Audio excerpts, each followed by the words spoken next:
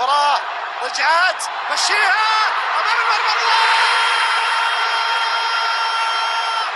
هم المصريين الممتعين، هم الفنانين، هم اللي مش حيلعبوا كاس العالم، هم. الله عليك يا مصطفى، ايه الجمال ده، ايه التسديد ده، ايه المهارة دي. الله الله الله يا مصر، شوف الولاد السمر الشداد. الله على كرة، شوف مصطفى يا ابني عملت فيه ايه، ايه المهارة دي، ايه التسديدة دي، ايه الجمال ده.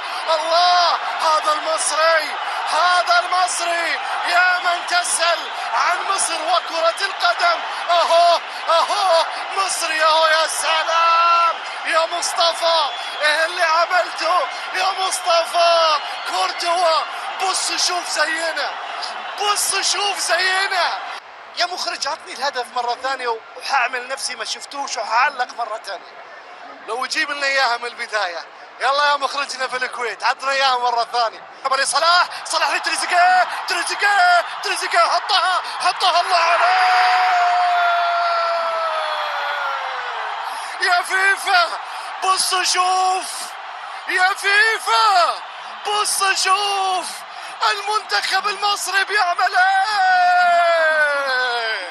الله يا تريزيجيه، الله يا مستر صلاح، الله على هدف ثاني. طرب ايه، كمال ايه. مصر بكل ابنائها، بكل احبابها تتقدم بالهدف الثاني. افرحي يا ام الدنيا، افرحي افرحي، ربي كاتب لك الفرح، افرحي.